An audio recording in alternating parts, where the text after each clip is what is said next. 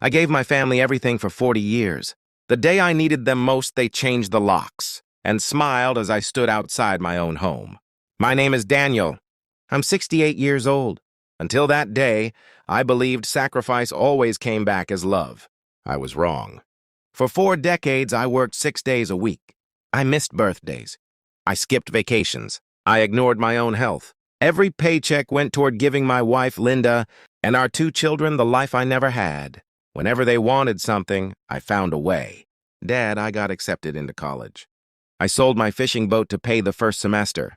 Dad, we found our dream house. I emptied my retirement account to help with the down payment. Honey, we deserve a better kitchen. I took extra construction jobs even after my knees started giving out. People used to tell me I worked too much. I always smiled. It's for my family. That sentence became my entire life. Then everything changed. One rainy Tuesday, I collapsed at work. The doctor looked at my scans before taking off his glasses. Daniel, your heart isn't the problem. I stared at him. What do you mean? You need surgery on your spine. If you keep working like this, you may never walk normally again. Those words echoed inside my head all the way home. For the first time in 40 years, I needed my family instead of providing for them. I thought they would stand beside me. Instead, they started whispering. Late-night conversations stopped the moment I entered the room. Phones disappeared when I walked in. Linda suddenly became strangely interested in our finances. How much is left in your savings? Did you ever update your will? Whose name is on the house now? The questions felt harmless at first. Then they became constant. One evening, I heard my son Ethan talking in the kitchen. If Dad can't work anymore? His voice dropped too low to hear. My daughter replied, We can't keep carrying him forever. Carrying me? I had carried them my entire life. Wait, if you think that hurt, you haven't heard the worst part. A week later, Linda suggested something unexpected. You should stay with your brother while the contractors renovate the house. The dust won't be good for your recovery. It sounded reasonable. I packed a small suitcase and left. My brother and I spent 3 quiet days together. On the 4th morning, I drove home. The driveway looked exactly the same. The flowers I planted were blooming. My favorite chair was still visible through the living room window. But when I reached for my key, it didn't fit. I tried again. Nothing. Confused, I knocked. The curtains moved. Someone was watching me. No one opened the door. Then my phone buzzed. A message from Linda. This isn't your home anymore. Please don't make this harder than it has to be. My hand started shaking. I knocked again. Ethan, Sarah, open the door. Silence. Then I heard laughter. Not strangers. My own family, standing inside the house I had spent 40 years paying for.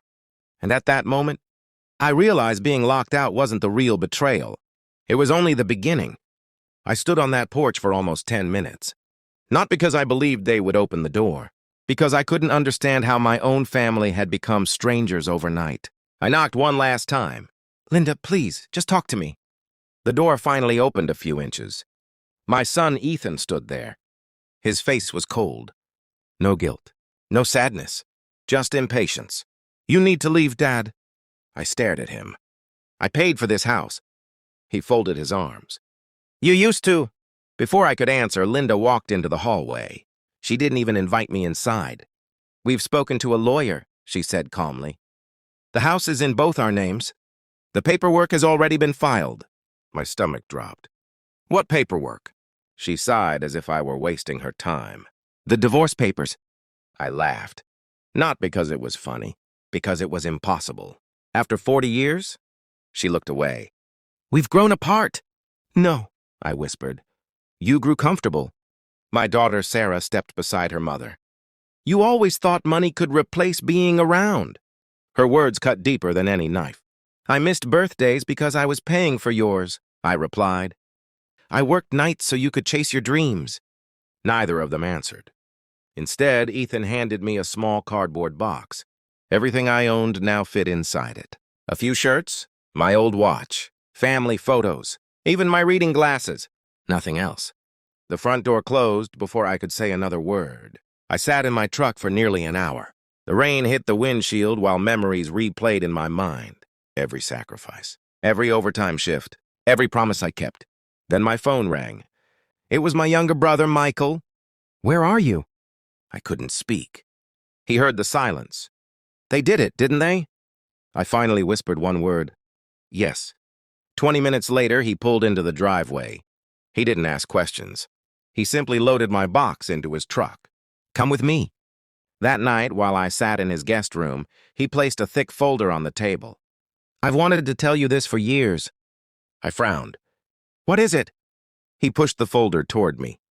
Look, inside were copies of business documents, property records, investment statements, all with my name. Years earlier, after our father died, Michael had convinced me to invest in several commercial buildings. I barely remembered signing anything. I'd been too busy working and raising my family. I thought those investments failed. Michael smiled for the first time all day. I let everyone believe that. I looked at him in shock. They didn't fail? He slowly shook his head. They exploded. I flipped through the pages. Rental income, business profits, land value. The numbers became unbelievable. He leaned forward. You are worth several $1 million, Daniel. I couldn't breathe. For years, my family believed I had nothing left.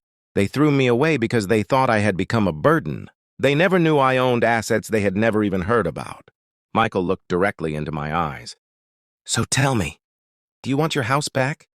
Oh, or do you want them to lose everything they thought they had? I looked at Michael for a long time. 40 years ago, I would have fought to get my family back. Now, I wanted the truth to cost them. I don't want revenge, I said quietly. I want consequences. Michael nodded. Then let's give them exactly that. Over the next few weeks, we met with attorneys and financial advisors. I finally read every document I had ignored for years. The commercial properties had grown in value far beyond anything I imagined. One building alone was bringing in more money each month than I used to earn in a year. Then another surprise surfaced. The house. Yes, Linda's name was on the deed. But the mortgage, taxes, and renovation loans had all been paid almost entirely from my personal funds. My attorney explained that the financial records would matter during the divorce proceedings. Meanwhile, Ethan and Sarah acted as if they had already won. Neighbors told me they were planning expensive vacations. Linda had even started remodeling the kitchen again.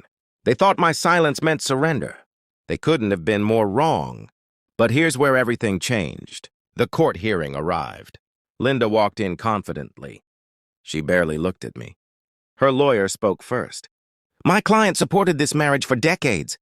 My attorney calmly placed a stack of financial records on the table. Every payment, every transfer, every investment, every sacrifice. Then came the commercial property portfolio. Linda's face lost its color. Her lawyer stopped talking. What is this? She whispered. The judge reviewed the documents carefully. It became painfully clear that the fortune they thought didn't exist had never belonged to them. Even worse for them, the court also saw the timeline of their actions. They had filed for divorce immediately after learning I could no longer work. They had changed the locks, removed my belongings, and attempted to push me out before the legal process was complete. None of it looked good. Weeks later, the final settlement arrived. The house was ordered to be sold. After debts were settled, Linda received only the portion the court determined she was legally entitled to. She didn't receive my investment portfolio, not one commercial building, not $1 of the assets I had built separately with Michael. Ethan and Sarah called me for the first time in months. Dad, can we talk? I answered. You had your chance. But we're family. I closed my eyes. No, family doesn't lock each other out. I hung up. A year later, I bought a quiet home by a lake. Nothing extravagant, just peaceful. Every Saturday, I fish from the dock with Michael. Sometimes I think about the years I spent believing love had to be earned through sacrifice. I don't believe that anymore. Real love doesn't keep score. It doesn't abandon you when you're no longer useful. One afternoon, I received a handwritten letter from Linda. She wrote only one sentence. I never thought losing you would cost us everything. I folded the letter, placed it in a drawer, and never answered. Because the greatest revenge wasn't making them suffer. It was proving that the man they threw away was the one thing they could never replace. If this story touched your heart, don't forget to like this video and subscribe for more unforgettable stories of betrayal, family, and justice.